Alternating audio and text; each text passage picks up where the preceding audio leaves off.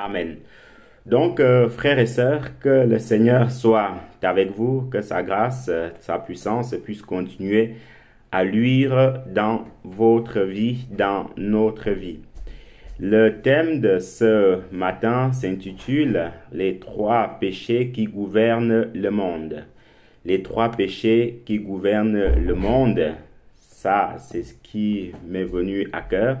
Certainement, vous en avez, vous connaissez d'autres, mais voilà un tout petit peu ce que le Seigneur a mis à mon cœur. Et pendant que je suis en train de parler, les frères et sœurs qui sont disposés à pouvoir faire la lecture peuvent déjà préparer les différents passages qui sont relatés. On va y aller pas à pas, donc le point A, le point B, ainsi que le point C par la grâce de Dieu. Donc, on va déjà lire les versets qui concernent le point A et puis on descendra petit à petit. Donc, n'hésitez pas à prendre la parole directement ou peut-être aussi à vous signaler selon vos dispositions pour la lecture. Mais toujours est-il c'est que, frères et sœurs, c'est un thème, comme vous le savez, qui concerne tout le monde, raison pour laquelle il y a des exemples bibliques qu'on va lire tout à l'heure. Il y a aussi en fait des choses qui se sont passées dans le monde, des situations, des problèmes ou des affaires, des événements en fait que nous connaissons dans les médias tout simplement. Et ensemble, petit à petit, nous allons décortiquer cela par la grâce de Dieu. Et si jamais vous voyez que j'ai loupé un point, n'hésitez pas à me le signaler, puisque voilà, je ne peux pas faire tout seul. J'aurai besoin de votre coup de main. Et à la fin, s'il y a des questions, n'hésitez pas à les écrire ou à vous signaler.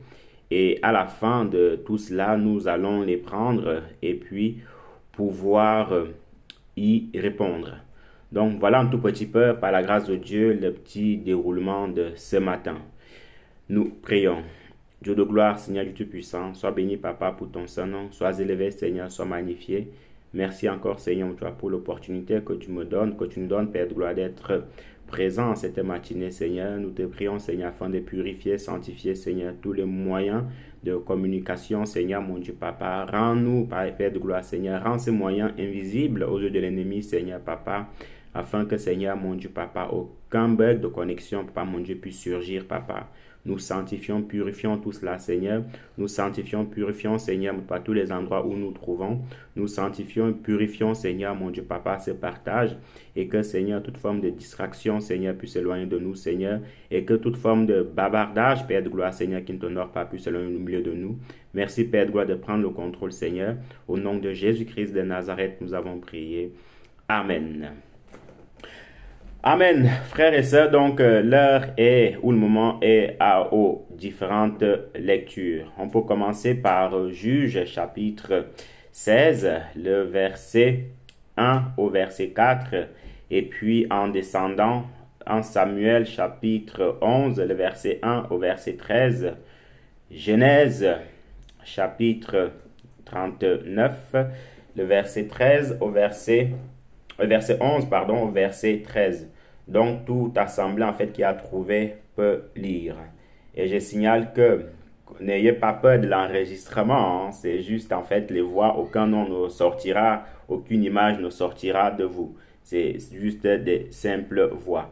Donc, voilà un tout petit peu, par la grâce de Dieu, le micro est ouvert à tout un chacun qui veut lire. Amen.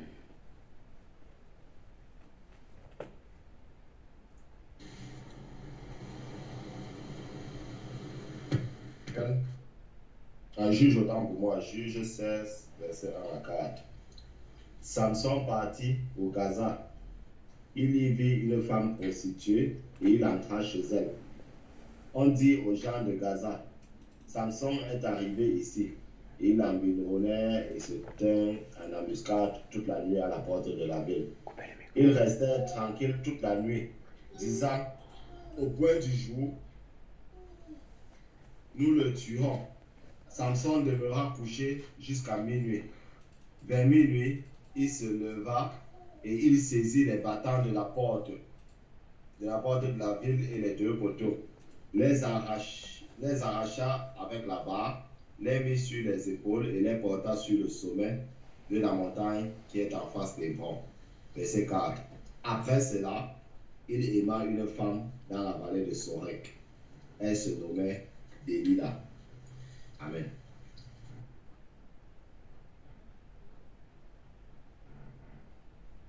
Amen. Nous allons également lire de ce côté 2 Samuel 11, versets 1 à 13.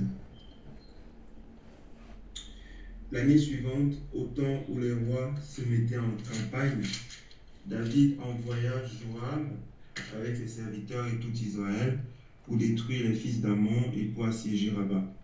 Mais David resta à Jérusalem. Un soir, David se leva de sa couche et comme il se promenait sur le toit de la maison royale, il aperçut de là une femme qui se baignait et qui était très belle de figure. David fit demander qui était cette femme et on lui dit, n'est-ce pas Bathsheba, fils d'Eliam, femme d'Uri, le Héthien? Et David envoya des gens pour la chercher. Elle vint vers lui et il coucha avec elle. Après s'être purifié de sa souillure, il retourna dans sa maison. Cette femme devint enceinte et elle fit dire à David, « Je suis enceinte. » Alors David expédia cet ordre à Joab, « Envoie-moi Uri le Héthien. » Et Joab envoya Uri à David. Uri se rendit auprès de David, qu'il envoya sur l'état de Joab, sur l'état du peuple et sur l'état de la guerre. Qu'il interrogea, pardon. Uri se rendit auprès de David, qu'il interrogea sur l'état de Joab, sur l'état du peuple et sur l'état de la guerre. Puis David dit à Uri, descends dans ta maison et lave-toi tes pieds. Uri sortit de la maison royale et il fut suivi d'un présent du roi. Mais Uri se coucha à la porte de la maison royale avec tous les serviteurs de son maître et il ne descendit point dans sa maison. Verset 10. On en informa David et on lui dit, Uri n'est pas descendu dans sa maison. Et David dit à Uri, n'arrives-tu pas de voyage? Pourquoi n'es-tu pas descendu dans ta maison? Uri répondit à David, l'arche et Israël et Juda habitent sous des tentes. Mon seigneur Joab et les serviteurs de mon seigneur campent en rance campagne. Et moi, j'entrerai dans ma maison pour manger et boire et pour coucher avec ma femme. Aussi vrai que tu es vivant et que ton âme est vivante, je ne ferai point cela. David dit à Uri, reste ici encore aujourd'hui, et demain je te renverrai. Et Uri resta à Jérusalem ce jour-là et le lendemain. David l'invita à manger et à boire en sa présence, et il l'enivra. Et le soir, Uri sortit pour se mettre sur sa couche avec les serviteurs de son maître, mais il ne descendit point dans sa maison. Amen. Amen. Genèse 39.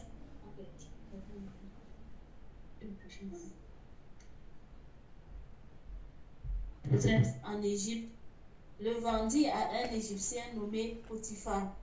Ce Potiphar était l'homme de confiance du Pharaon et le chef de la garde royale. Le Seigneur était avec Joseph, si bien que tout lui réussissait. Joseph vint habiter la maison même de son maître égyptien. Celui-ci se rendit compte que le Seigneur était avec Joseph et faisait réussir tout ce qu'il entreprenait. Potiphar fut si content de lui qu'il le prit à son service particulier. Il lui confia la responsabilité de sa maisonnée et l'administration de tous ses biens. Dès lors, à cause de Joseph, le Seigneur fit prospérer les affaires de l'Égyptien. Cette prospérité s'étendit à tous ses biens, dans sa maison comme dans ses champs. C'est pourquoi Potiphar remit tout ce qu'il possédait aux soins de Joseph et ne s'occupa plus de rien, excepté de sa propre nourriture. Joseph était un jeune homme beau et charmant. Au bout de quelque temps, la femme de son maître le remarqua et lui dit, « Viens au lit avec moi. » « Jamais, répondit Joseph. Mon maître m'a remis l'administration de tous ses biens. Il me fait confiance et ne s'occupe de rien dans sa maison. Dans la maison, il n'a plus d'autorité que moi. Il ne m'interdit rien, sauf toi, parce que tu es sa femme. Alors, comment pourrais-je commettre un acte aussi abominable et pécher contre Dieu lui-même? Elle continuait quand même à lui faire tous les jours des avances, mais il n'accepta jamais de lui céder. Un de ces jours-là, comme Joseph arrivait à la maison pour son travail, les domestiques étaient absents. La femme de Potiphar le saisit par sa tunique en lui disant, « Viens donc au lit avec moi. » Mais Joseph lui laissa sa tunique entre les mains et s'enfuit de la maison. Lorsque la femme se rendit compte qu'il était parti, en lui laissant sa tunique entre les mains, elle cria pour appeler ses domestiques. « Venez voir, cet Hébreu que mon mari nous a emmené a voulu se jouer de nous. Il est venu ici pour abuser de moi. Mais j'ai poussé un grand cri. » Amen.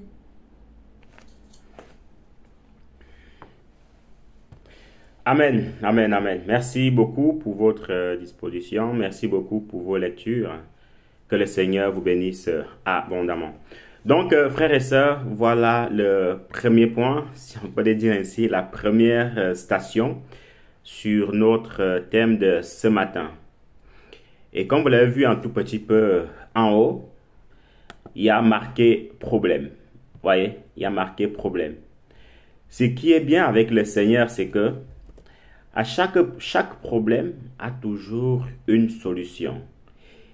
Si on dit problème, on doit aussi automatiquement dire solution. Il n'y a jamais eu un problème sans solution. Si on ne trouve pas une solution, c'est qu'on ne l'a pas vraiment cherché. Vous voyez, donc, en fait, les deux vont toujours ensemble. Problème, solution, problème, solution, problème, solution. Et si on s'arrête seulement au problème et qu'on dit qu'il n'y a pas de solution, mon frère, ma soeur, c'est qu'il y a vraiment un souci ou il y a vraiment un problème. Donc, voici premièrement les problèmes qui s'opposent, à savoir les relations sexuelles illicites en fait. Ça veut dire quoi des relations sexuelles illicites? Ça veut juste dire que c'est une relation en fait qu'on peut entretenir qui n'honore pas le Seigneur. Ou ça peut être une relation en fait d'infidélité tout simplement. Sinon, les relations sexuelles en fait en elles-mêmes, il n'y a pas de problème par rapport à ça tant que ça reste dans le cadre du Seigneur. Et nous voyons aujourd'hui, frères et sœurs, c'est un péché qui détruit en fait le monde actuel.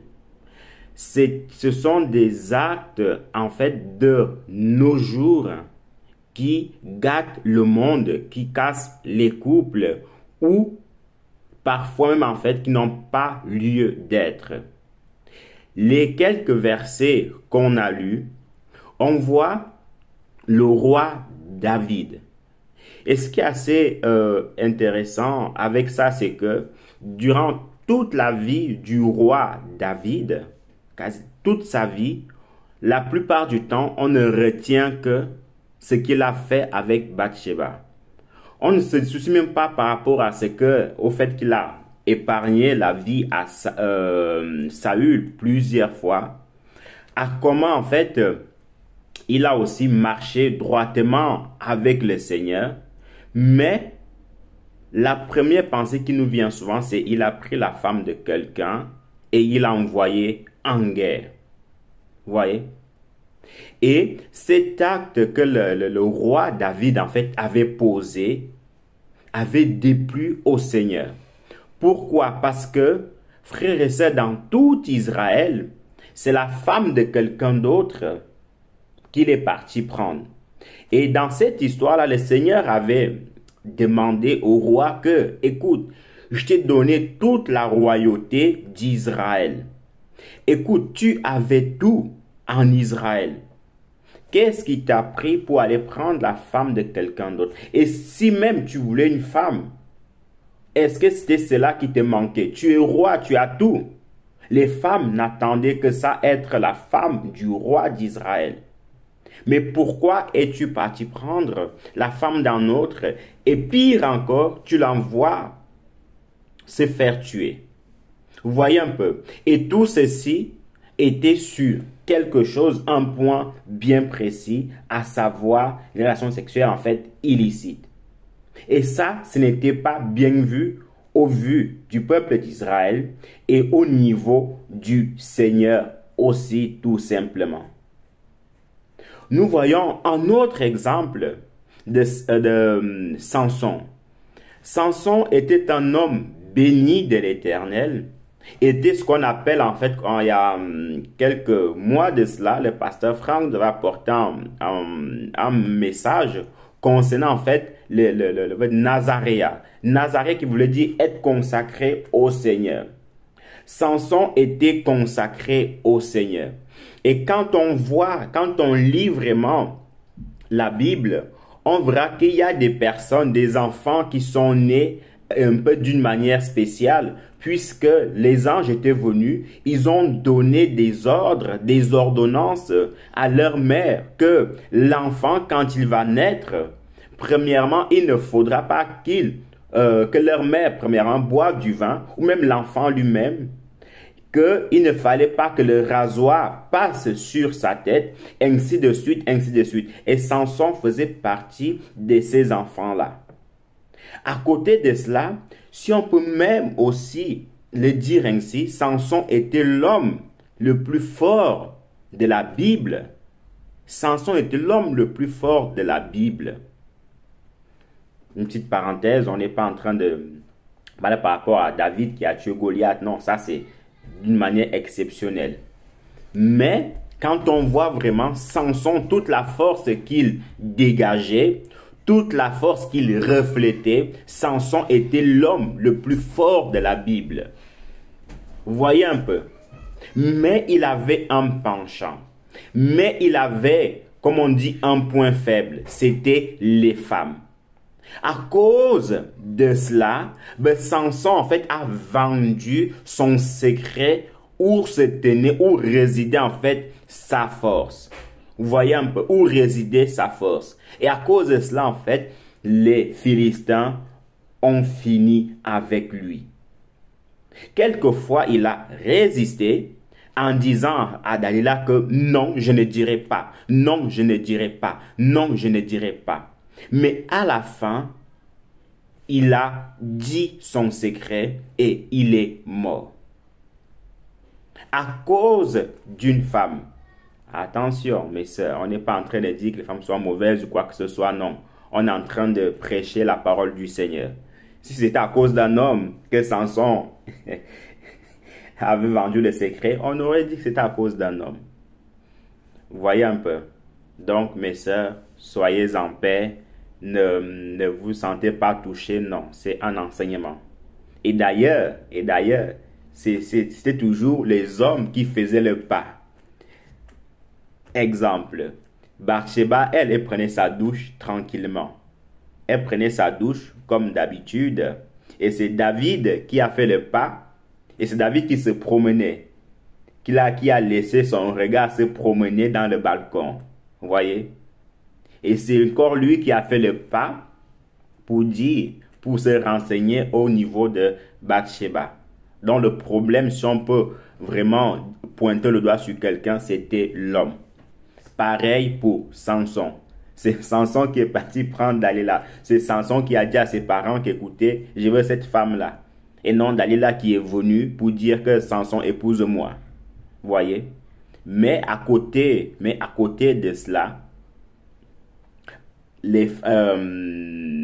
la la femme ayant accepté cela, elle a poussé, Dalila a poussé Samson à donner le secret.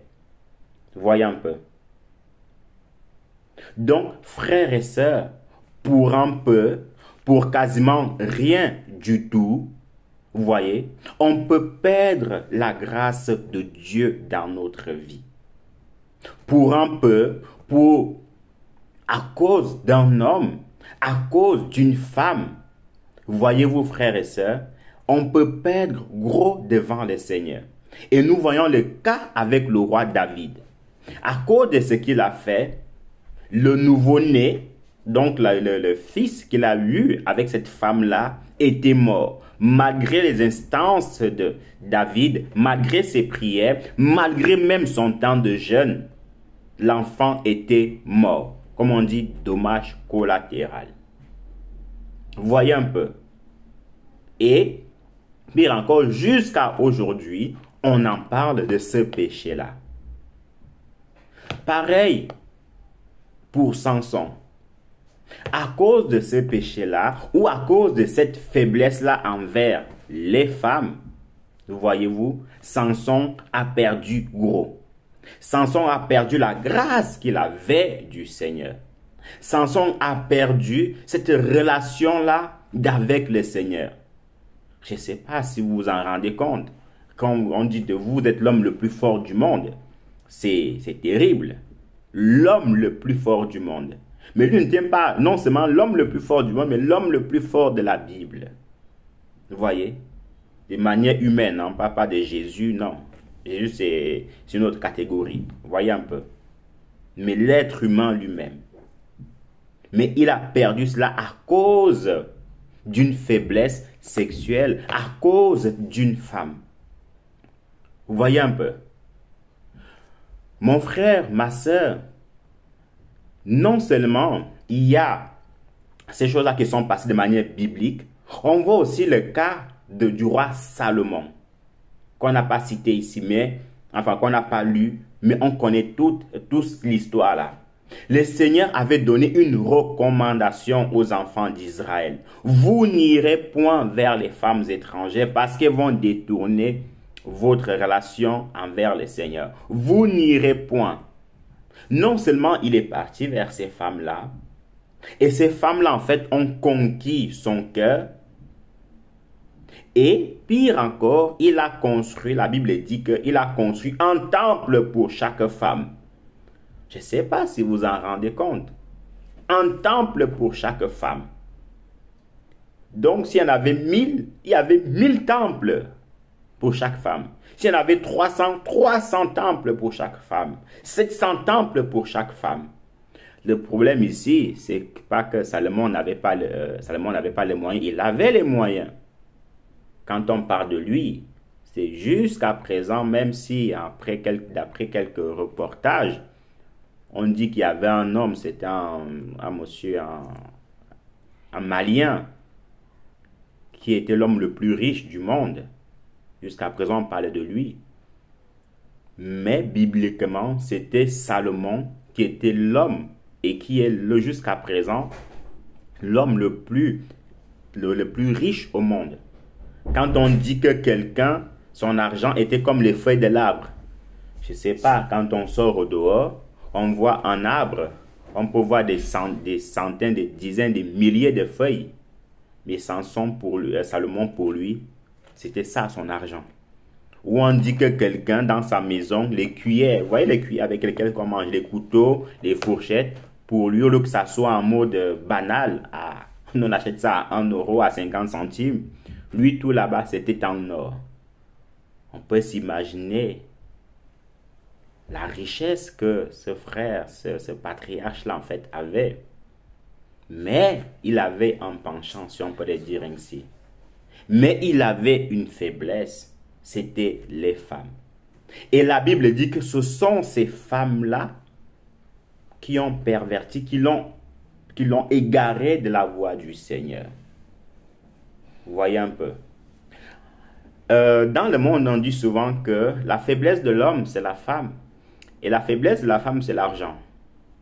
Beaucoup peuvent confirmer ou ne pas confirmer. Mais toujours ici, c'est que on le voit à l'œil nu. Et on va encore le voir avec des exemples du monde. Vous voyez?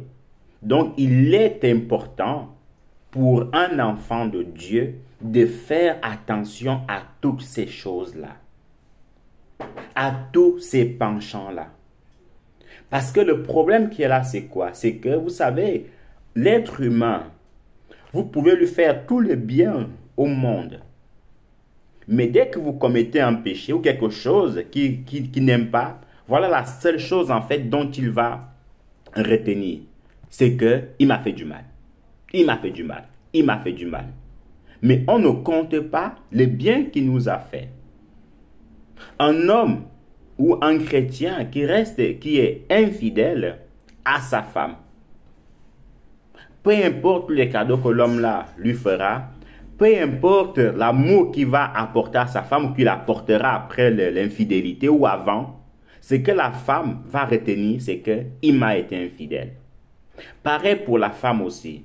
La femme peut faire tout le bien à l'homme, vous voyez, après ou avant l'infidélité, mais tout ce que l'homme va retenir, c'est qu'elle m'a été infidèle. Vous savez, il ne faut jamais encourager le péché. Vous voyez, il ne faut jamais encourager le péché, il faut même le dénoncer. Mais il y a des péchés que l'on commet qui restent dans la mémoire de la personne, comme par exemple l'infidélité. On peut pardonner, on peut passer outre, mais dans les archives, vous voyez, dans les archives, il restera que, ah, il avait fait ceci, il avait fait cela. Et raison pour laquelle, aujourd'hui, c'est encore, toutes ces choses en fait sont encore d'actualité. Parce que si David n'avait pas agi ainsi, on ne serait pas en train de parler de lui. Si Samson n'avait pas vendu ce que le Seigneur lui avait donné, on ne serait pas en train de parler de lui par rapport à cela. Vous voyez un peu. Pareil pour Salomon. Donc, mon frère, ma soeur, en tant qu'enfant de Dieu, il est très important de faire attention aux actes que nous posons. Mon frère, ma soeur, il est très important de se confier au Seigneur. Parce qu'à cause de certaines choses, pas que nous pouvons, mais nous perdrons la grâce de Dieu dans notre vie. Nous voyons l'exemple, comment c'est avec David. Et mon frère, ma soeur, ce qui a fait que Israël se divise en deux, ce qu'on appelle le schisme, où il y avait d'un côté Jérusalem et de l'autre côté la Samarie. C'est comme, Dieu merci, c'est comme, il y a des pays aujourd'hui, la Corée. Il y a la Corée du Nord, il y a la Corée du Sud. En général, c'est un seul pays. Normalement, c'est un seul pays. Mais à cause des tensions, à cause de certaines choses, c'est un pays qui s'est divisé en deux. Et ce sont deux pays qui se détestent. En regardant un tout petit peu les reportages, il y a une ligne qui est tracée là. C'est-à-dire, si un soldat coréen traverse la ligne là, il y a même, on ne discute même pas avec lui, on l'exécute tout simplement. Et vous connaissez ce grand dictateur, Kim Jong-2 ou Kim Jong-un, petit comme ça, gros, mais terrifiant. Il va même jusqu'à tuer son oncle, les gens de sa famille. Ce qui, quand on va s'opposer contre lui, il n'a pas beaucoup de temps. Il élimine. Voilà, il élimine seulement. Vous voyez? Normalement, c'est un seul pays. Pareil pour un pays comme le Congo. Le Congo est divisé en deux. Kinshasa et l'autre Congo que je viens d'oublier, il y a Kinshasa. Il y a le Congo, la République démocratique du Congo. Normalement, c'est un seul pays. Mais à cause du péché, merci beaucoup, à cause de certaines choses, le pays est divisé. Mais dans l'ancien des temps, ce n'était pas comme ça. Donc, à cause du péché de Salomon, Israël a été divisé en deux. Samarie et Jérusalem. Les Samaritains qui ne croient même plus en Dieu, qui sont fait leur propre Dieu. Les habitants de Jérusalem qui s'est forcé à marcher, qui sont efforcés à garder les voies du Seigneur. À cause du péché d'un seul homme. Vous voyez? À cause de la désobéissance. Parfois, quand nous posons des actes, on se dit que bon, c'est juste banal. On se dit que voilà, c'est comme ça et puis ça va passer. Non, mon frère. Non, ma soeur. Les enfants peuvent en récolter les fruits, que ce soit au niveau positif, positivement parlant, ou négativement parlant. Maintenant, mon frère, ma soeur, on va un tout petit peu aller concernant les exemples dans le monde. Vous connaissez ce grand homme, si on peut le dire ainsi, cet imminent homme, en français, un grand monsieur très éloquent, un grand monsieur qui avait vraiment toute la possibilité nécessaire. Et d'ailleurs, d'après les dires, il était un grand challenger. Un grand, c'est-à-dire, c'était l'adversaire invisible de Nicolas Sarkozy. Et parce qu'il bossait avec lui, qu'est-ce qui s'est passé pour l'éliminer? Parce que vous savez, dans la politique, hein, c'est un serpent qui se mord la queue. Hein. Voilà, ils se donnent des coups bas les uns les autres. Il bossait avec Nicolas Sarkozy. Et parce que Nicolas Sarkozy voyait que les gars là, ils commençaient déjà à être terrifiants, il l'a envoyé dans le Fonds monétaire international pour être président là-bas. Comme ce moi, voilà, je t'écarte un peu et puis je gère ma présidence. Dominique Strauss-Kahn, un grand monsieur qui a enseigné à l'université de Strasbourg, très éloquent, toutes les capacités nécessaires pour être président de la République. Et les Français l'aimaient beaucoup. Tout ce qu'il faisait quasiment réussissait. Mais une seule chose l'a fait dérouter. Ce qui est bien aussi avec la politique, c'est que quand vous êtes en haut, mon frère ne commet jamais d'erreur. Hein. C'est-à-dire, reste seulement en haut. Faites des petites bêtises. Reste seulement en haut. Quand tu as une bonne cote, reste seulement en haut. Hein. Parce que tu tentes de faire un seul faux pas. Ta cote qui était de 10 ou de 20, avec un faux pas, tu risques de la voir chuter, chute libre. Hein. C'est-à-dire, sur chute libre, sans aucun obstacle. Tu vas quitter de 20 sur 20 à 5 sur 20. Et c'est ce qui s'est passé. Il était parti en mission. Dans sa chambre d'hôtel, voilà une femme, une serveuse. Elle était en train de faire sa chambre. Ses yeux se sont un peu baladés à gauche et à droite. Boum! Et il est tombé plus ou moins amoureux, si on peut le dire.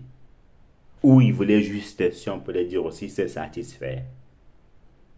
Mais en voulant se satisfaire, il avait oublié que il était très très haut placé. Un président du Fonds monétaire international, FMI, c'est pas n'importe qui. Bon, les Français aiment beaucoup ce poste, hein, puisque c'est aussi une Française, si mes souvenirs sont bons, qui est toujours présidente, Christine Lagarde. Vous voyez un peu. Et à cause de cela, à cause de ce péché-là, sa cote a descendu, comme on dit, dégringolade, pas possible. Donc tout ce que le Dominique Strauss-Kahn a fait, ça a été oublié. Ça a été oublié. Dans les oubliés, tout ce qu'on parlait, c'est il est comme ci, il est comme ça, il est comme ci, il est comme ça. Tribunal, tribunal, tribunal, tribunal, tribunal, tribunal. Mon frère, grand Dominique, qu'est-ce qui s'est passé? Qu'est-ce qui s'est passé? Une fois de plus, on pose la question. Grand Dominique. Que le Seigneur bénisse notre frère Dominique. Ce n'est pas de lui qu'on parle. Hein? Donc, les enfants, Sister Lovely, ce n'est pas de papa qu'on parle. On parle de Dominique Strauss-Kahn. Donc, grand Dominique Strauss-Kahn, qu'est-ce qui s'est passé? N'avais-tu pas assez d'argent pour avoir la femme que tu veux? N'avais-tu pas assez de popularité pour prendre n'importe quelle femme? Pour prendre n'importe quelle femme. Mais c'est cette serveuse-là de la chambre d'hôtel, Sofitel, que tu vas prendre aux États-Unis. Et à cause de cela, c'est fini. La place politique, c'est fini. La campagne politique, c'est fini. Il ne faut même plus rêver. On le déloge de ses fonctions. Je me souviens encore lors des élections ici en Allemagne, il y avait aussi un monsieur qui voulait aussi être président. Mais il y a eu un moment, il y a eu une grande inondation ici. Juste parce qu'il a mal parlé d'inondation, il a dit que c'est une nation comme une autre, hein, on passe dessus. La population a dit, lui il va être président. Il y a eu une inondation de compatir par rapport à cela, ou de compatir par rapport aux gens qui ont perdu leur maison, qui ont perdu cela, mais lui, il néglige cela. Allez, hop! Campagne présidentielle, c'est fini pour lui. Un autre grand monsieur, François Fillon, lui aussi, il avait le potentiel d'être président de la République française. Mais le gars, qu'est-ce qu'il a fait?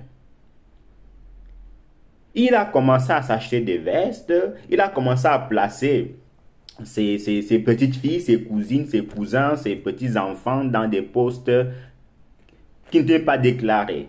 Et quand on l'a su, parce que vous savez, les médias, autant qu'ils peuvent vous monter très haut, autant aussi ils peuvent vous descendre. Hein.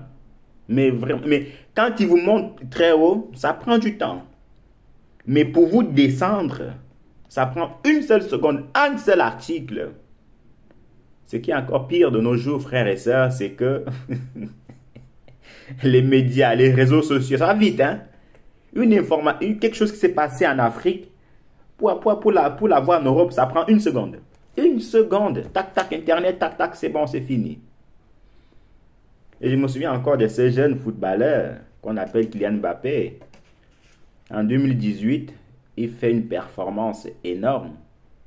On ramène la coupe à la maison chez les Français.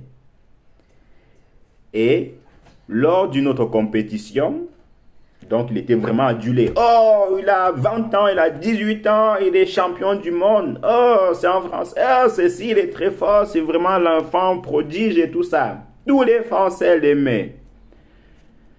Mais lors d'une autre compétition, qu'est-ce qu'il fait? Il loupe un penalty qui devait les aider à avancer.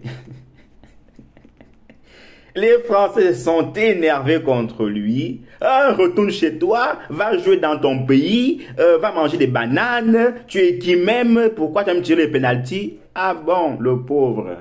Comme on dit, on l'a découpé de tous les côtés.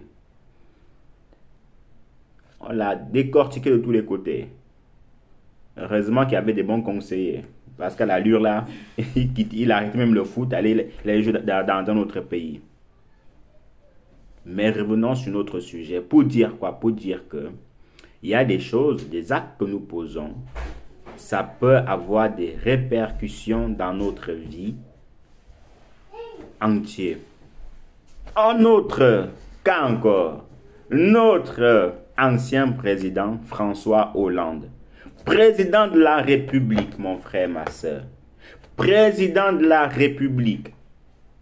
Les gens le croyaient dans le palais présidentiel la nuit, c'est-à-dire en train de signer des contrats, en train de parler avec Vladimir Poutine, ou en train de parler avec Angela Merkel, ou en train de parler avec Paul Biya, ou Alassane Ouattara. Non!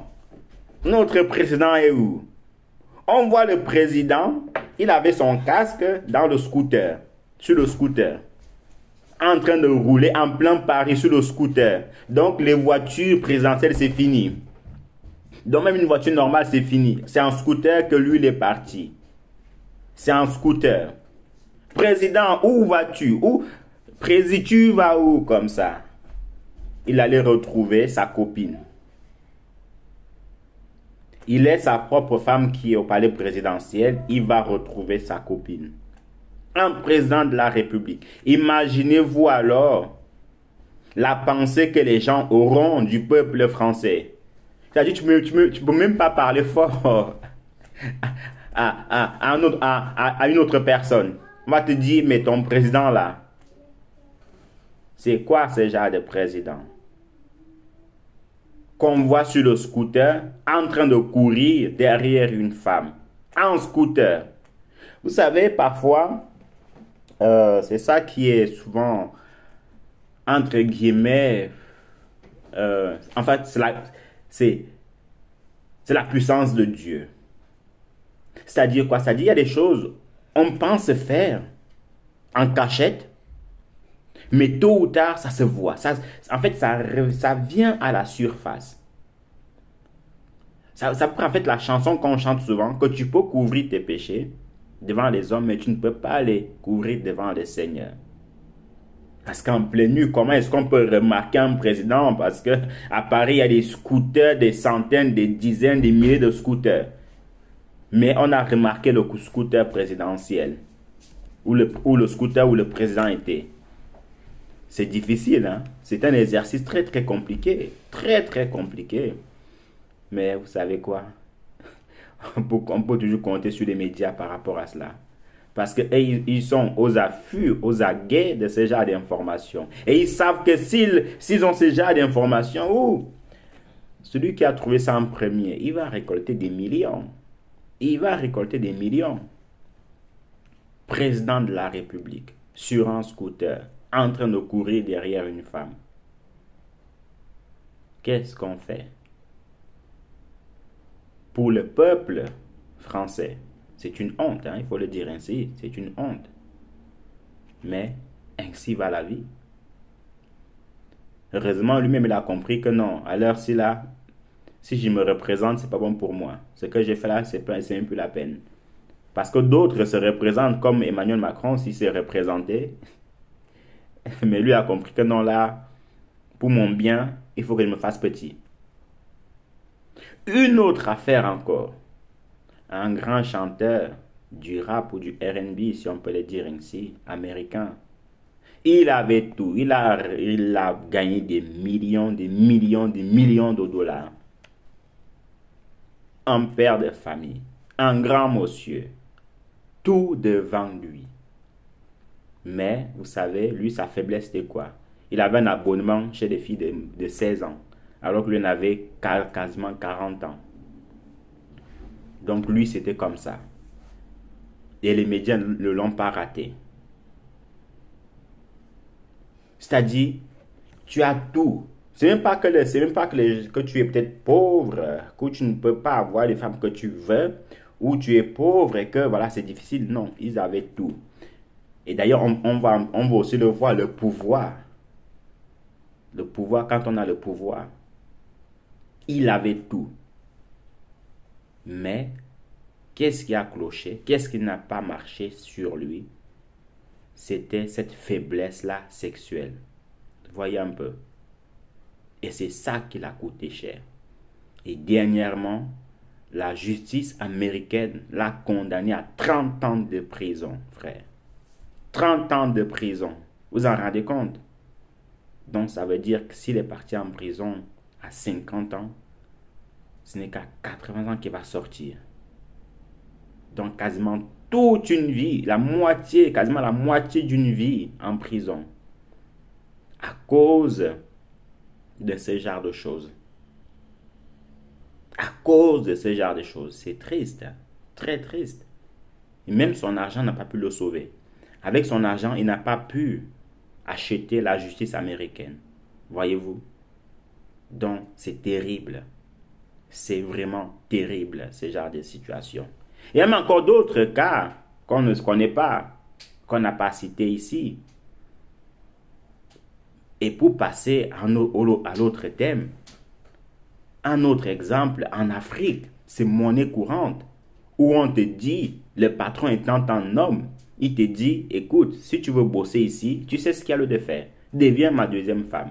Deviens ma troisième femme. Deviens ma quatrième femme. Donc là-bas, on demande un peu de CV. Ton CV, c'est deviens ma femme. Deviens ma deuxième femme. Donc, en gros, même si tu as fait une formation de secrétaire, hein, tu as fait une formation de secrétaire, et que tu veux travailler comme infirmière, on ne demande pas de faire une formation d'infirmière. Cette formation, c'est devenir ma femme, ma deuxième femme. Et puis c'est bon, tu vas être formé dans l'État.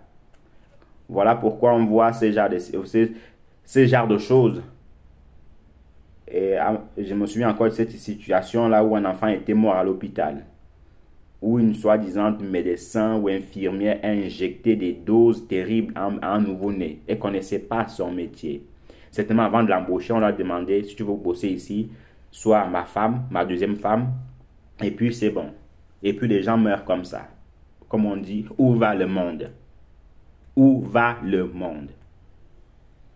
Il y a 2 semaines de cela, je parlais avec une jeune fille, 28, 29 ans comme ça. Elle dépose son CV pour travailler. Il y avait un monsieur, donc un jeune aussi, qui était marié. Et il lui dit, non, il n'y a pas de problème. Je vois que tu as fait la formation de droit, mais il n'y a pas de problème. Tu seras formé dans l'État. Et puis, voilà, dépose, et puis on verra par la suite. Et le monsieur a commencé en fait à la draguer en privé. Elle me disait que quand le monsieur l'a rajouté dans le groupe de travail, parce que vous savez, dans tous les travails, il y a des groupes de travail où on se donne des informations. Et quand il l'a rajouté, qu'est-ce qui s'est passé? Ben, il a commencé en fait à exprimer encore ses penchants amoureux en public, en lui voyant des fleurs, des cœurs. Même elle était traumatisée, elle dit, mais c'est encore l'accueil comme ça. Et à la fin, on lui a dit, écoute, voilà, deviens juste ma femme et puis ça va aller, et voilà, tu auras ce poste-là. Donc c'est monnaie courante, toutes ces choses-là. Et c'est, en fait, ça devient quelque chose qui est anormal, devient normal. Anormal devient normal. C'est pour ça que la Bible dit, c'est pour ça aussi, on aime beaucoup la Bible. Le bien, la Bible dit que le bien est appelé mal et le mal est appelé bien. C'est comme ça dans beaucoup de pays. Donc, si tu marches droit, on te dit que non, tu marches en l'envers. Mais c'est quand tu marches en l'envers, on te dit que tu marches droit. Voilà pourquoi beaucoup de pays marchent sur la tête au lieu de marcher sur les pieds. Voyez un peu. Mais en revenant un tout petit peu sur notre sujet, mon frère, ma soeur, cette affaire-là de relation illicite peut conduire l'homme et la femme très loin, surtout en tant que chrétiens. Beaucoup ont perdu la grâce de Dieu, beaucoup ont ralenti en fait leur marche avec le Seigneur, et à cause de ces péchés-là, beaucoup en fait en ont payé les conséquences. Donc, mon frère, ma soeur, faisons vraiment attention à toutes ces choses-là. Il y a encore beaucoup d'autres exemples que vous connaissez certainement ici, mais le Seigneur nous interpelle en cette matinée de vraiment faire attention à cela. La Bible dit que celui qui est debout prenne garde de ne point tomber. Si David, le grand roi, est tombé, qui sommes-nous? Si Samson, l'homme le plus fort de la Bible, est tombé, qui sommes-nous? Si Salomon, l'homme le plus riche et le plus sage, on peut se demander, mais Salomon, où est partie ta sagesse? C'est pour dire quoi? C'est pour dire qu'on reste des hommes après tout. Et quand une faiblesse est là, si on ne la travaille pas, ça peut porter des conséquences terribles. Donc, voilà un tout petit peu pour le premier point. Et pour le deuxième point, une fois de plus, on aura besoin de lecteurs, à savoir l'argent. L'argent, donc on a Hébreux chapitre 13, 1 Timothée 6, ainsi de suite. Merci encore beaucoup pour votre disposition pour la lecture. Je compte sur vous. Donc, on peut lire les différents versets qui sont mentionnés par la grâce de Dieu. Amen. En attendant que les frères et sœurs ouvrent le micro pour lire, on s'encourage vraiment mutuellement, parce que même moi qui parle, je ne suis pas exemple de cet enseignement. Vous voyez, ça guette tout le monde. Vraiment, ça guette tout le monde. Faisons vraiment attention. Donc, maintenant, on va aller sur le point l'argent. Un pouvoir aussi qui détruit le monde.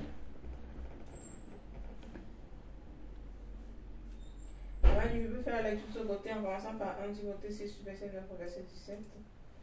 Mais ceux qui veulent s'enrichir tombent dans la tentation, dans le piège et dans beaucoup de désirs insensés et pernicieux qui plongent les hommes dans la ruine et la perdition. Car l'amour de l'argent est une racine de tous les maux. Et quelques-uns, en étant possédés, se sont égarés loin de la foi.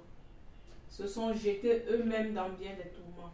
Pour toi, homme de Dieu, fuis ces choses et recherche la justice, la piété, la foi, la charité, la patience, la douceur.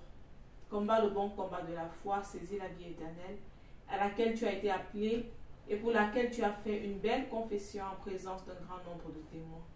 Je te recommande devant Dieu qui donne la vie à toutes choses, et devant Jésus-Christ qui fit une belle confession devant Ponce Pilate, de garder le commandement et de vivre sans tâche, sans reproche, jusqu'à l'apparition de notre Seigneur Jésus-Christ, que manifestera en son temple le bienheureux et seul souverain, le roi des rois et le Seigneur des seigneurs. Amen.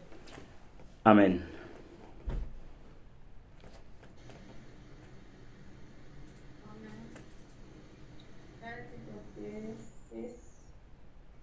Verset 9 à 17. Mais ceux qui veulent s'enrichir tombent dans la tentation, dans le piège et dans beaucoup de désirs insensés et pernicieux qui plongent les hommes dans la ruine et la perdition.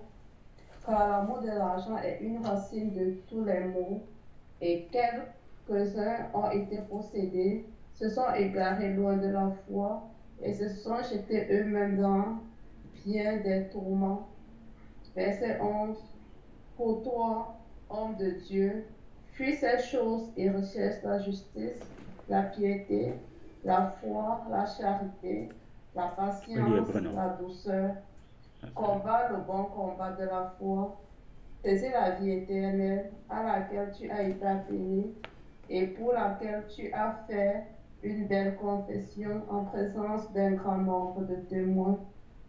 Je te recommande devant Dieu qui donne la vie à toutes choses et devant Jésus-Christ qui fit une belle confession devant Ponce Pilate, de garder le commandement et de vivre sans reproche jusqu'à l'apparition de notre Seigneur Jésus-Christ, que manifestera en son temps le bienheureux et seul souverain, le roi des rois et le Seigneur des seigneurs, qui seul possède l'immoralité, qui habite une lumière inaccessible que nul homme n'a vue ni ne peut voir, à qui appartiennent l'honneur et la puissance éternelle.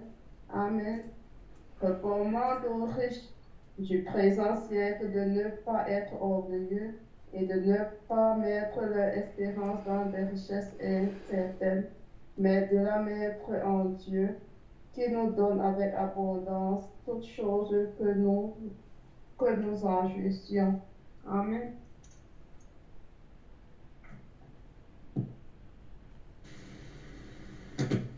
Hébreux 13, le verset 5. Ne vous livrez pas à l'amour de l'argent, contentez-vous de ce que vous avez, car Dieu lui-même a dit, je ne te délaisserai point et je ne t'abandonnerai point.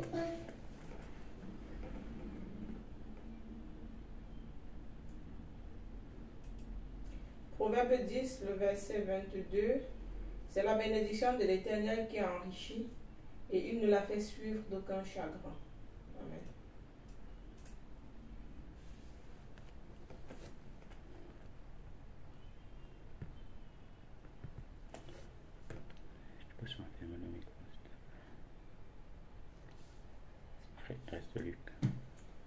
Amen. Amen.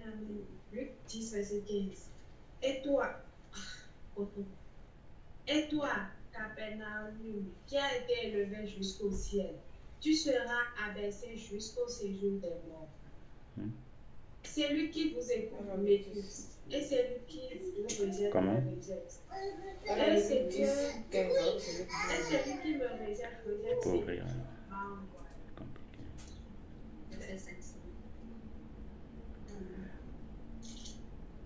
Amen. Je ne sais pas si l'assiste elle a fini.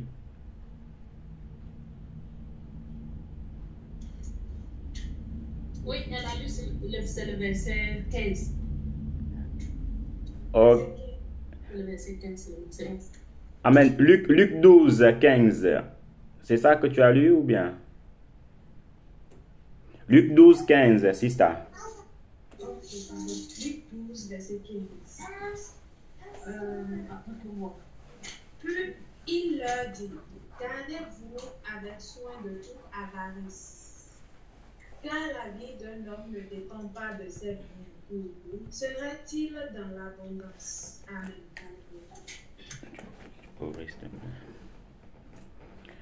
Amen, amen, amen. Que le Seigneur soit loué, que le Seigneur vous bénisse abondamment. Merci encore pour votre disposition. Donc, frères et sœurs, nous continuons par rapport à ce point B, l'argent. L'argent, aujourd'hui, c'est le maître de tout. Avec l'argent, on peut faire ce qu'on veut. On peut parfois, la plupart du temps, acheter la justice.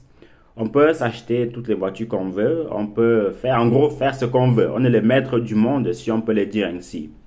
Et on a souvent vu que dans les familles, c'est quand tu as l'argent, c'est toi qui as plus de paroles. Vous voyez? Quand c'est toi qui as vraiment la poche qui pèse, c'est en général toi qu'on donne souvent la parole. C'est toi qui décides souvent de beaucoup de choses.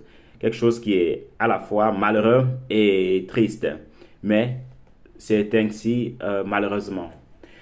L'argent aujourd'hui fait beaucoup de ravages. À cause de l'argent, l'homme devient hautain. C'est-à-dire, il prend les autres comme si ils n'existaient pas. À cause de l'argent, l'homme devient arrogant. Ça veut dire quoi? Ça veut dire qu'il s'en fout de tout. Il s'en fout de... C'est-à-dire, vous n'existez pas, pour vous êtes des moins très rien. Parce que vous n'avez rien du tout. Alors qu'en général, quand on regarde même, c'est lui qui est rien. C'est lui qui n'est rien du tout. Il est juste quelque chose parce qu'il a quelques billets. À cause de l'argent, on devient orgueilleux. Ça veut dire quoi? Ça veut dire que personne ne peut nous dire quoi que ce soit. Ça veut dire que, voilà, ça veut dire que quand on parle, il faut que les autres, en fait, se taisent et nous écoutent. Ici, la Bible nous dit en tant que chrétiens que avertit les riches et qu'ils ne se confient pas dans des richesses incertaines. C'est très important ce mot. Dans des richesses incertaines. Pourquoi incertaines? C'est parce que, mon frère, ma soeur, aujourd'hui, tu peux avoir des millions et demain, ces millions, en fait, peuvent se perdre. Il n'y a pas longtemps, il y a 2 ans de cela, les grands PDG qui comptaient sur eux-mêmes, qui ne comptaient pas sur le Seigneur, un seul virus, un seul microbe, monsieur coronavirus, a mis tout le monde d'accord, il a tous raflé. Beaucoup se sont même suicidés. C'est-à-dire vous quittez d'un chiffre d'affaires de 100%, de 200%, de 300% à 1%. C'est ça les richesses incertaines, parce que tu n'es sûr de rien du tout. Aujourd'hui, tu peux être en haut de l'échelle et demain, mon frère, tu peux être le plus bas de l'échelle. Comme on dit souvent, reste humble, sois humble. En général, quelqu'un qui a l'argent, mon frère, ma soeur, c'est un conseil. Tu dois faire comme si tu n'as rien du tout. Et ça sera là ta bénédiction devant le Seigneur. Ça sera là un signe d'humilité devant le Seigneur. Vous voyez un peu. Reste humble, restons humbles et soyons humbles tout simplement. Parce que tu as l'argent, tu estimes que dans l'église, pasteur, moi je veux que tu prêches sur tel message. Il faut prêcher sur tel message là. Ancien de l'église, moi je ne veux pas que la chaise là soit de ce côté, moi je la veux plutôt de ce côté. Et si l'ancien de l'église ne fait pas ce que tu veux, le pasteur ne fait pas ce que tu veux, allez, on ne paie plus le loyer ce mois-ci. Ah bon? On ne paie plus le loyer de l'église ce mois-ci. Il y en a comme ça, qui rentrent dans la maison du Seigneur et qui croient qu'avec l'argent, ils peuvent acheter l'œuvre du Seigneur. Et malheureusement, les pasteurs affamés ou les hommes de Dieu affamés, ils se laissent aller. Non.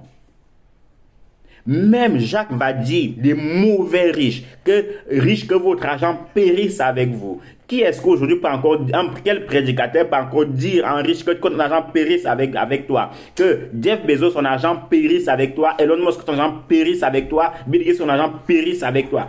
Quel prédicateur peut encore le dire aujourd'hui?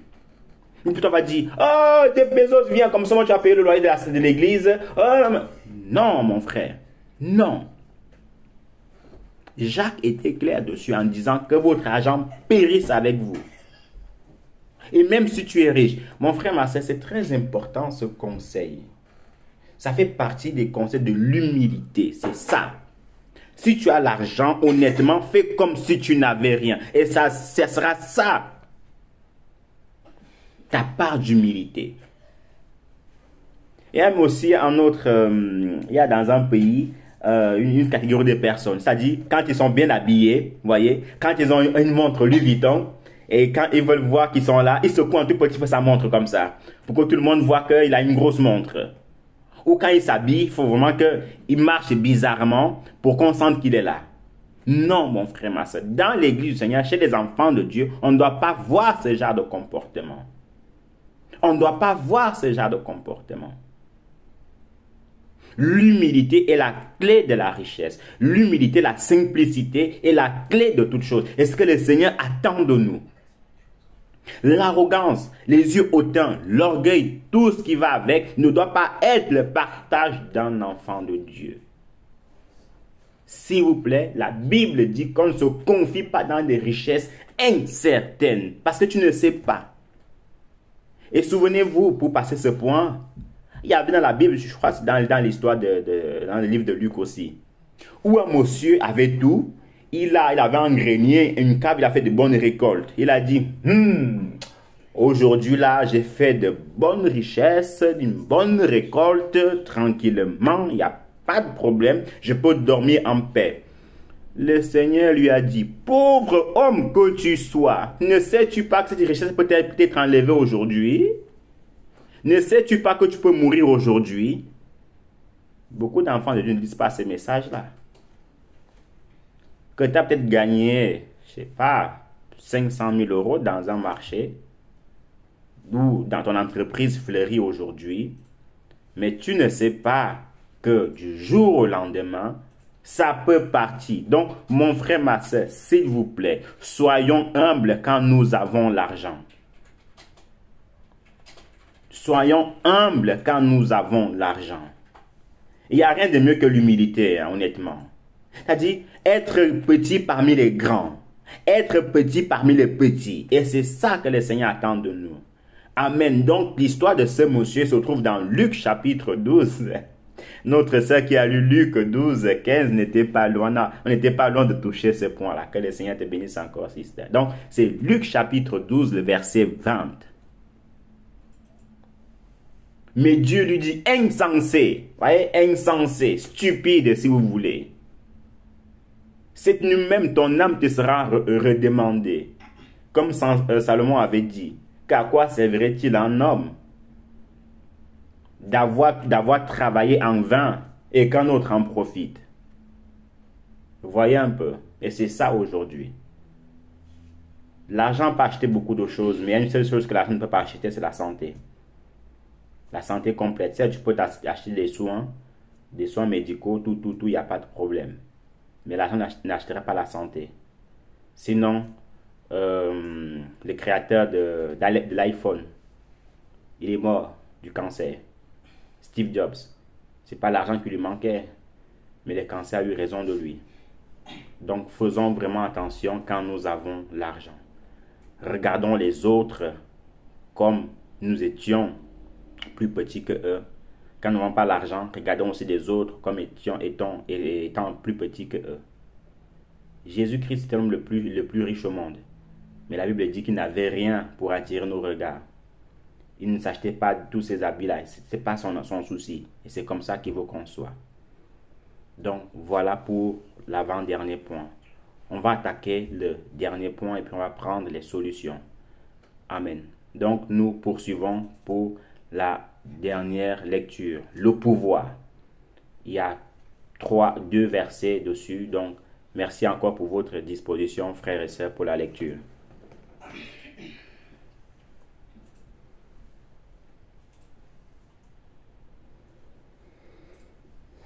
Amen. De ce côté, on va lire Exode 100, versets 1 à 2. Moïse et Aaron se rendirent ensuite auprès de Pharaon et lui dit, ainsi parle l'Éternel, le Dieu d'Israël.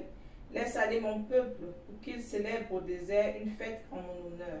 Pharaon répondit, qui est l'Éternel pour que j'obéisse à sa voix en laissant aller Israël? Je ne connais point l'Éternel et je ne laisserai point aller Israël. Amen. Amen.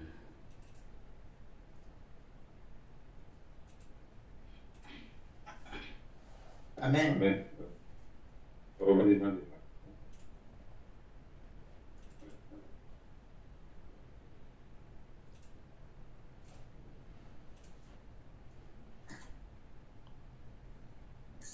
Amen. Si personne ne dit. Amen, bien-aimé. Daniel, chapitre 4, à partir du verset 28. La Bible dit, pardon. À l'instant même où le roi prononçait ces mots, une voix venant du ciel déclara, Roi Nabuchodonosor, écoute cette proclamation. Le pouvoir royal t'est retiré. Tu vas être chassé d'entre les humains. Tu vivras parmi les animaux sauvages et tu te nourriras d'herbes comme les bœufs. Tu demeureras dans cet état pendant 7 ans, jusqu'à ce que tu reconnaisses que le Dieu très haut est le maître de toute royauté humaine et qu'il la donne à qui il veut. Aussitôt, cette parole se réalisa. Nabuchodonosor fut chassé d'entre les humains. Il se mit à manger de l'herbe comme les bœufs, et son corps fut trempé par la rosée. Sa chevelure devint aussi longue que des plumes d'aigle, et ses ongles aussi grands que des griffes d'oiseaux. À la fin des 7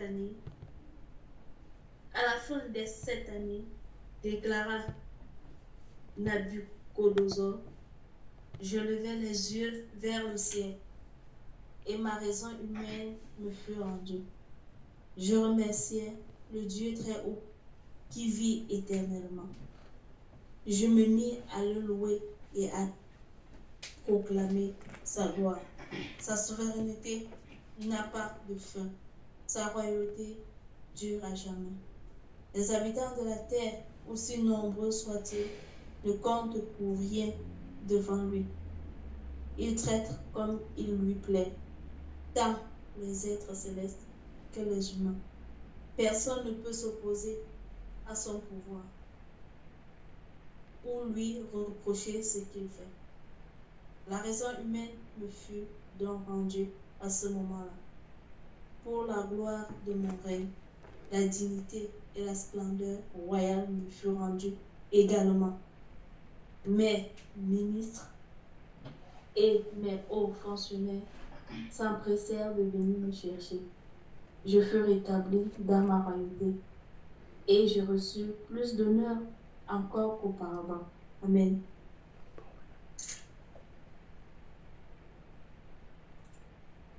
Amen, amen, amen. Merci beaucoup une fois de plus pour votre lecture, frères et sœurs. Donc, voilà un tout petit peu le dernier point. Le point C, le pouvoir. Il y a le verset d'Exode que nous avons lu. Frères et sœurs, je dois vous avouer qu'à chaque fois que je lis ce passage, il me fait toujours rire. Quelqu'un avait dit que qu'est-ce qui peut être marrant dans la Bible? On vous parle de l'enfer, on parle de la grande tribulation. Qu'est-ce qui peut être marrant dans la Bible? Bon, avouons quand même qu'il y a des choses qui sont pas marrantes parce que ça vous fait rire. En fait, c'est la manière dont les choses en fait sont dites. Voici le nouveau roi, donc Pharaon. Il dit, Moïse va vers lui en lui disant que laisse aller mon peuple de la part de Dieu. Qu'est-ce que le gars il dit? Qu'est-ce qu'il fait? Qui est l'Éternel pour que je laisse aller mon peuple? Mon frère, il faut connaître Dieu. Hein? C'est important de connaître Dieu. Qui est l'Éternel? C'est-à-dire, en gros, voilà, Dieu merci. Donc, en fait, lui, il est déjà Dieu. Lui, c'est Dieu. Et donc, il s'est dit, est-ce qu'il y a un autre Dieu après moi? Donc, c'est qui lui, là-bas? C'est qui ce Dieu? pour que je laisse aller Israël? Ils sont déjà en prison ici chez moi. Quel est l'autre Dieu plus puissant que moi pour que je le sache? Mais malheureusement, il est très important d'aller lire les archives de temps en temps de nos parents. Parce que si les gars-là avaient été partis lire les archives du roi qui était avant lui, ils sauraient qu'il y avait un jeune homme qui s'appelait Joseph qui a servi fidèlement l'Éternel. Et qu'il a fait beaucoup de choses au peuple égyptien. Vous voyez? Et que même le roi qui était avant lui, il a reconnu le Dieu de Joseph. Parce que souvenez-vous, quand il a établi Joseph, il a dit que le Dieu de Joseph soit loué. Parce qu'il n'y a eu personne qui pouvait donner l'explication des songes que Joseph a donné. Donc que son Dieu soit loué et que le Dieu de Joseph soit béni. Mais lui vient, il dit que qui est l'Éternel pour que je laisse aller le peuple? Mais, vous savez Dieu, hein? Non. Dieu, c'est la force tranquille, hein? C'est la force tranquille. Pourquoi il dit que c'est la force tranquille? Parce que ce pharaon-là, il ne va pas tarder à connaître qui est ce Dieu-là. Il ne va pas tarder. En disant que qui est l'Éternel? Question de temps, c'était qu'une question de temps. Avec les fléaux, les mouches, les ceci. Là, il a reconnu que non, c'est vrai que j'étais un Dieu, mais il y a un plus fort que moi. Les gars, parce qu'ils croyaient avoir le pouvoir. Frère, le pouvoir, c'est quelque chose de terrible. Quand on a le pouvoir et qu'on ne fait pas attention, on risque de se perdre dans ce pouvoir-là. Il avait le pouvoir, il avait la main mise sur les enfants d'Israël. Il croyait que, Dieu merci, que le peuple d'Israël était sa propriété privée. Et les chefs d'État aujourd'hui pensent que la population est leur propriété privée. Il y en a un là, l'ancien président du Congo, Mobutu. Son nom était tellement long, Mobutu Seko, quelque chose comme ça. En gros, son nom voulait dire Mobutu l'Éternel. Ah bon, donc tu es l'Éternel. Pourquoi tu es mort alors si tu es l'Éternel? Parce que l'Éternel ne meurt jamais. Pourquoi toi tu es mort? Vous voyez? Quand ils ont le pouvoir, ils pensent qu'ils sont invincibles. Ils sont vraiment ces gens-là que personne ne peut les toucher. Mais un jour, vous voyez, tout le monde, la Bible dit que tout est le vrai et tout le monde passera devant lui. Et chacun rendra des comptes par rapport à ce qu'ils ont fait. Même s'ils ont fait allégeance à Satan. Parce que Satan, lui, c'est même plus la peine, il est déjà passé depuis longtemps. C'est un gars, c'est le gars, il ne sera même plus jugé. Il est déjà jugé, condamné, ni vu ni connu. C'est fini pour lui. Mais nous, en tant qu'êtres humains, on passera devant le tribunal du Seigneur. Le Seigneur va te relater. Bon, pas toi, hein? On parle des chefs d'État. Excusez-moi si je parle aussi fort comme ça. C'est voilà. C'est la prédication, tout simplement. Le Seigneur va dire à ces chefs d'État que le 12 mai 1900, je sais pas moi, 2003, tu as orchestré une tuerie qui a fait 100 morts. Tu dois payer le sang de ces gens-là. Le 13 mai, tu as fait qu'à l'hôpital, alors que on devait soigner les gens, tu as privé l'eau aux gens, tu as privé les soins médicaux aux gens. Il y a eu 1000 morts. Tu dois payer ce sang-là. Tout le monde, toutes les actions. Et là, ce qui est encore intéressant, c'est que le Seigneur va nous montrer les images.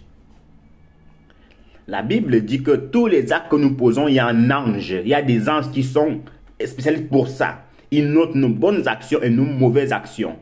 Et le jour de notre jugement, tout sera mis à découvert. Que ça soit sur notre arrogance, orgueil, hautain, maltraitance de la population. Tout sera mis à nu, tout simplement, frères et sœurs.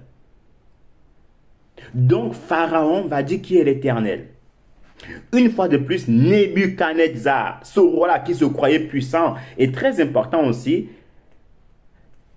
Pharaon, d'abord, premièrement, il faut savoir que le peuple égyptien était le peuple le plus puissant à cette époque-là. Voilà pourquoi il se prenait pour Dieu. Mais il n'a pas compris qu'il y a un Dieu plus haut que lui.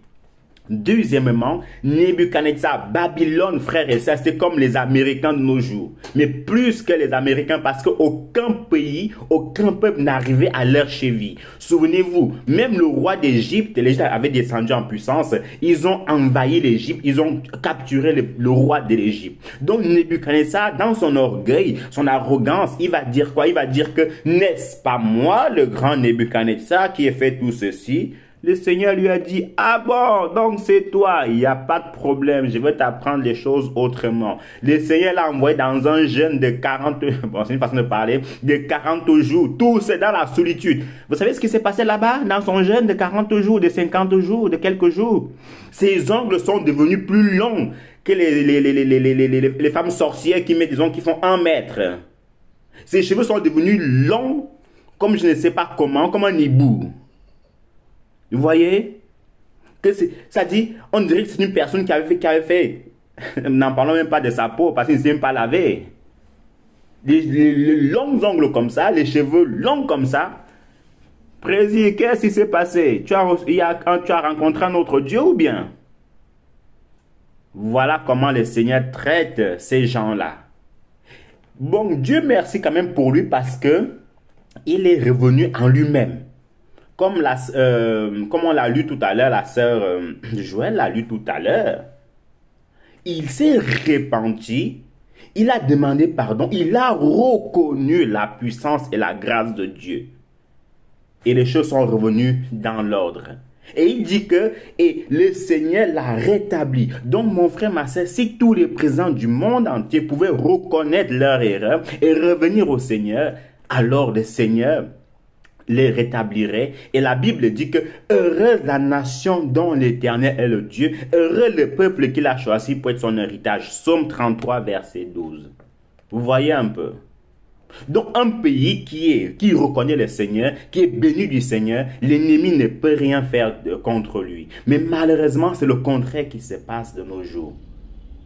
Mais, comme on l'a dit, tôt ou tard, les gens là vont rendre des comptes. Parce que la population qui vous vote, qui vous encourage, cette population en fait que vous écrasez, vous insultez, vous tuez, ainsi de suite, ainsi de suite. Tous les morts que nous faisons devant le Seigneur, ça va être dit, vu et rendu coupable. Tu peux échapper à la justice humaine, mais la justice divine, jamais de la vie. Même les grands apôtres, Paul, Pierre, Jacques, passeront devant le Seigneur, mais ils passeront pour les bonnes causes, pour recevoir leur récompense. Mais les autres, tous ces gens en fait qui écrasent le peuple, passeront pour rendre des comptes pour leurs mauvaises causes. Pareil aussi pour nous. Donc, mon frère, ma soeur, avant de passer aux solutions de ces problèmes, le Seigneur nous encourage vraiment à rester humble, à ne pas écraser les autres tout simplement. Donc, voici les solutions par rapport à notre enseignement de ce matin. Premièrement, concernant l'impudicité, les relations sexuelles illicites, donc à savoir l'infidélité ou l'impudicité. Devant le péché sexuel, en fait, il ne faut jamais dire « je vais gérer, je maîtrise la situation, ça va aller ». Mais il faut plutôt s'efforcer à mettre ce verset en pratique.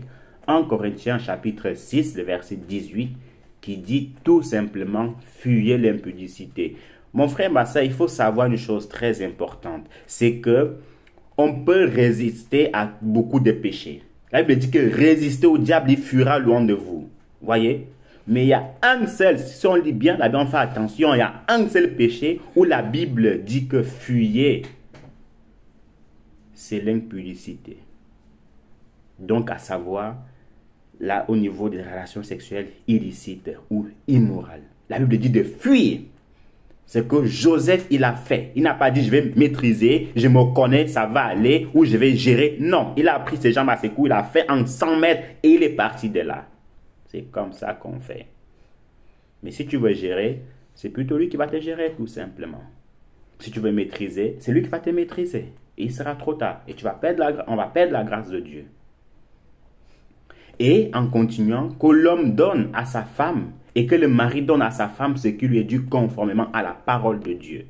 Ici, je ne suis pas en train de parler des hommes qui même la femme peut faire tout ce qu'il veut, le mari peut faire tout ce qu'il veut, mais il trouve quand même en fait l'occasion d'aller voir ailleurs. Moi, je suis pas en train de parler des distracteurs ou les gens qui veulent perdre du temps, non.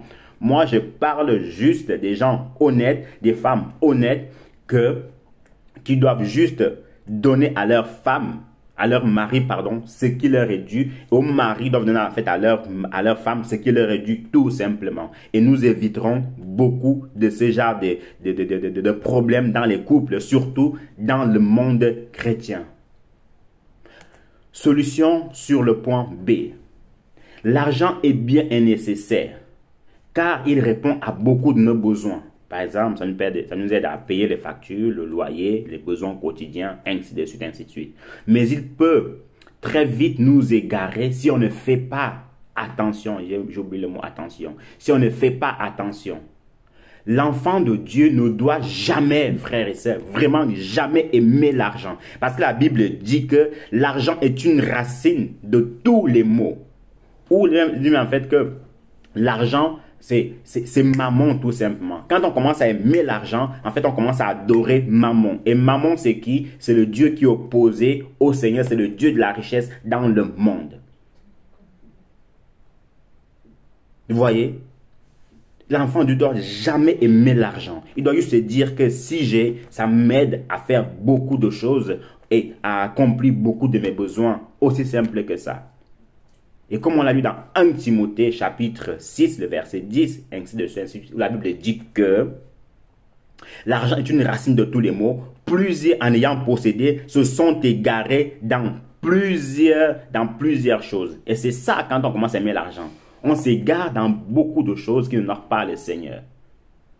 Mais nous devons vivre et faire comme l'apôtre Paul l'avait dit dans Philippiens chapitre 4, le verset 12, qui dit « Je sais vivre dans l'abondance et je sais vivre dans la disette et par-dessus toute chose. » Donc en gros, juste le strict minimum tout simplement.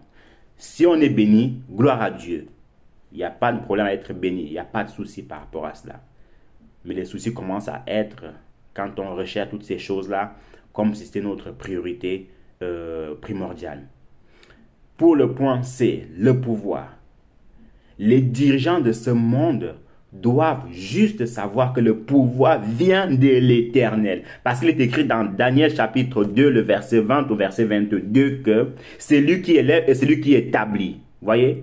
C'est Dieu qui élève, c'est Dieu qui établit. Vous voyez un peu? Et pareil pour Romains chapitre 13, verset 1. Le Seigneur dit que toute autorité vient de l'Éternel. Et une nation qui est consacrée au Seigneur est une nation bénie et heureuse. Donc prions aussi pour nos nations pour qu'elles soient heureuses et bénies et que tout se passe très bien. Donc, mon frère, ma soeur, que le Seigneur vous bénisse abondamment, que le Seigneur nous bénisse abondamment et que sa grâce puisse continuer à lui dans notre vie et que sa miséricorde puisse être notre partage. Je vois qu'il n'y a pas de questions, donc ça veut dire que tout a été clair, tout a été limpide. Il y a un petit doigt qui se lève ici. On va prendre cette petite question et puis on va passer la parole au pasteur Franck. Amen. Amen, amen. Oui, ma question c'était juste si on pouvait mieux définir, en fait précisément ce que signifie aimer l'argent en fait. Je pose la question dans la mesure où, quelles sont les limites? Parce que le fait peut-être de sortir pour aller travailler, en fait travailler pour pouvoir vraiment avoir de l'argent, pour réaliser certaines choses, est-ce que c'est ça aimer l'argent? Puisqu'on a besoin, on a cité tout à l'heure que l'argent est bien dans le sens où ça nous aide vraiment à payer nos factures et tout. Et si on a pu payer nos factures, est-ce que le fait d'aller au-delà, peut-être pour gagner plus, parce qu'on a davantage de projets, je parle dans le cadre chrétien, peut-être pour de bonnes œuvres, pour mettre notre famille, pas seulement nous, mais notre famille aussi proche, nos parents, nos frères et nos soeurs aussi, peut-être qu'ils sont dans des difficultés à l'aise. Est-ce que dans ce cadre-là, on peut aussi dire que aimer l'argent en fait? Parce que il peut arriver qu'on a un travail peut-être qu'on fait en semaine, et le week-end encore, on essaye de trouver un peu quelques occupations pour pouvoir combler, peut-être pas forcément combler les vides, mais pour gagner peut-être en surplus pour faire d'autres choses. Est-ce que ici c'est dit que aimer l'argent pour un chrétien, comment est-ce qu'on peut définir le fait d'aimer l'argent en fait? Parce que je pense, en tout cas, si ce n'est pas bien expliqué, peut-être que quelqu'un peut se dire que bon, aller travailler ou bien chercher à gagner l'argent, c'est déjà peut-être aimer l'argent, donc c'est mieux peut-être de ne pas le faire, de se contenter, de faire le minimum. Comment est-ce qu'on peut recadrer la définition aimer l'argent pour un chrétien? Amen. Que le Seigneur soit abondamment béni pour cette question, que son nom soit loué.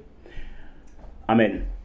Ici, premièrement, la Bible nous dit que l'homme devra travailler pour se nourrir. Vous voyez, donc ça veut dire travailler, c'est normal, pour se nourrir. Maintenant, où le problème commence à y avoir, c'est que premièrement, c'est quand nous travaillons au point de ne plus avoir le temps pour notre Dieu. C'est-à-dire quoi? C'est-à-dire que tu as eu ton travail de 8 heures du temps, et que à côté de cela, tu as encore un deuxième travail, ça va encore, voilà, ça va encore parce que tu peux peut-être travailler 4 heures. Dans une journée, il y a 24 heures, on dort pour certains 8 heures, pour d'autres 6 heures, pour d'autres 5 heures, ainsi de suite, ainsi de suite. Donc, 8 heures de travail de manière normale, plus 4 heures, on est à 12 heures. Donc, il te reste encore quasiment 12 heures.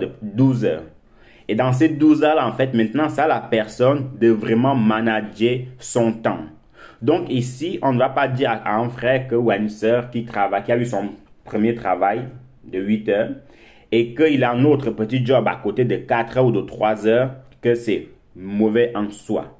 Mais où ça commence à être mauvais, parce que chacun se connaît, où ça commence à être mauvais, c'est que si tu n'as plus le temps à accorder au Seigneur, tu n'as plus le temps à prier, à vraiment consacrer le temps au Seigneur, c'est-à-dire t'asseoir, méditer la parole, la comprendre, ou prier parce que tu es occupé à aller à gauche, à droite pour travailler. Donc, c'est ça, en fait, aimer l'argent. Et quand toutes nos pensées, toute notre discussion est fondée et basée sur l'argent. On te demande, mon frère, comment ça va? Oh, mon frère, ça va bien, j'ai gagné le marché là, ça m'a rapporté 1000 €. Mon frère, quoi de neuf? Oh, mais tu sais, mon travail m'a rapporté ceci, cela. Donc, quand toute notre discussion, toute notre pensée tourne seulement sur gagner,